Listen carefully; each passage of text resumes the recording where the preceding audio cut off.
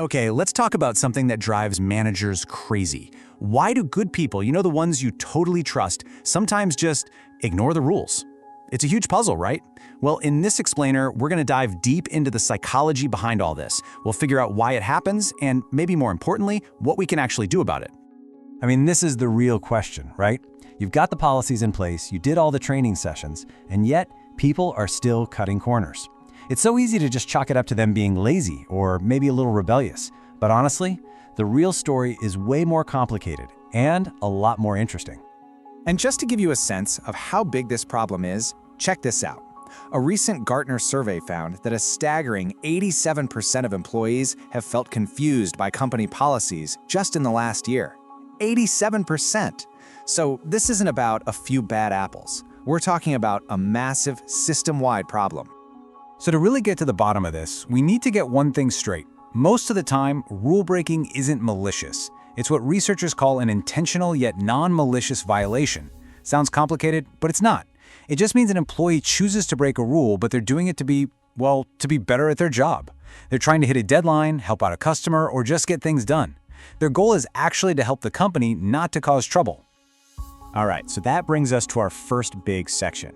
If people aren't trying to cause problems, then what is going on? Let's start digging into the hidden reasons, the real psychological drivers that push even the best people to ignore the rules. So, what's the number one reason? 9 times out of 10, it comes down to two simple things: pressure and practicality. Just think about it for a second.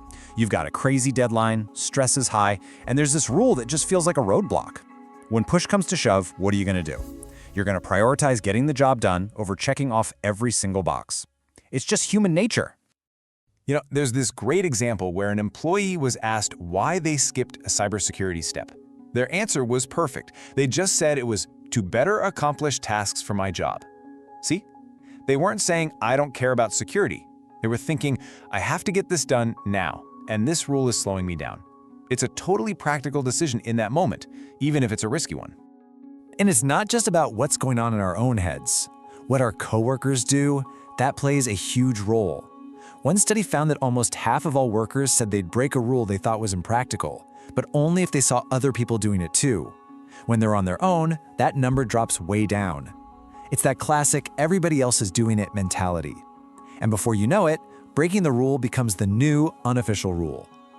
And of course, there's a whole bunch of other reasons. Sometimes people honestly just don't know the rule even exists, or the policy is written in some kind of confusing corporate speak.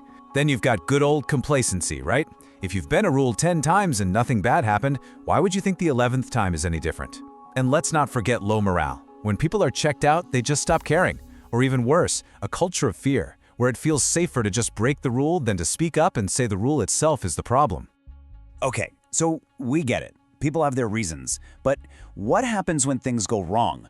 This is where those tiny, harmless little shortcuts can suddenly snowball into a complete and total disaster for the whole company. Let's start with something really serious: safety. So, what's the price tag for one person ignoring one little safety rule just one time? Well, it could be upwards of $160,000. That's what OSHA can fine a company for a single serious violation. All of a sudden, that little shortcut isn't so harmless anymore. It's a massive financial hit waiting to happen. And believe it or not, in the digital world, the numbers get even scarier. This right here, that's the ransom the Colonial Pipeline had to pay after that huge cyber attack a few years back. And you know what caused that entire crisis? A single employee's password for an old account got compromised. That one tiny slip-up led to a $5 million ransom payment and a gas shortage across the entire East Coast. It's a pretty terrifying lesson in how one small mistake can blow up into a national headline. And sometimes it's not just one mistake, it's a pattern. Take Wells Fargo. They got hit with $185 million in fines because employees were under so much pressure to hit sales targets that they ended up creating millions of fake accounts. The financial hit was obviously massive, but the damage to their reputation, to the public's trust, that was so much worse, and it took years to even begin to repair. That's what happens when the pressure to perform just completely bulldozes all the ethical rules. So when you add it all up, the real cost is just staggering. We're not just talking about fines, we're talking about people getting hurt, massive data breaches, lawsuits, and a loss of customer trust that can literally destroy a company from the inside out. And that's not even counting all the hidden costs, like simple mistakes and wasted time that happen when nobody's following the same playbook. Okay, so that's the bad news. How in the world do we fix this? Well, the answer isn't what you might think. It's not about writing stricter rules or handing out harsher punishments. That's the old school approach. We need to think smarter. We need a more human approach that shifts the focus from forcing people to comply to enabling them to do the right thing. So here's a 5-step plan for building that better system. First, it has to start at the top. Leaders have to walk the talk and create a culture where people feel safe raising concerns. Second, you have to actually involve your employees when you're creating the rules. That way they're practical from day one. Third, make your training mean something. Don't just list rules, explain the why behind them with real-world stories. Fourth, and this is a big one, make sure your rewards and goals match up. You can't just reward speed, you have to reward doing things the right way.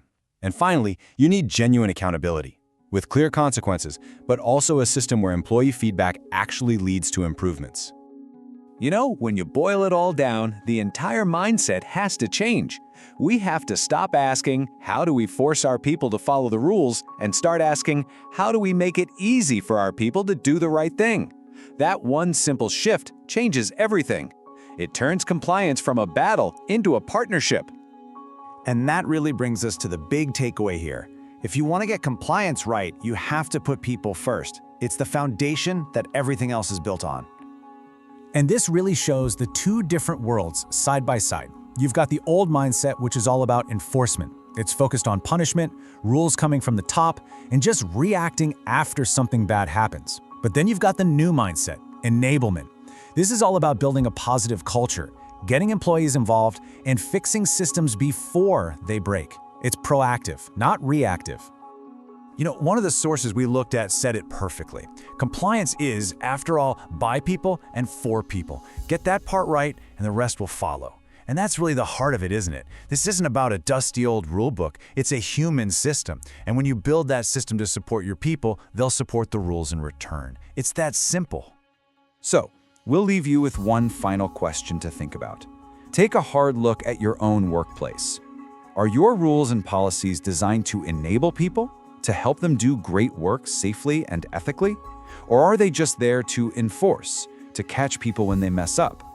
Because the answer to that question, well, it makes all the difference in the world.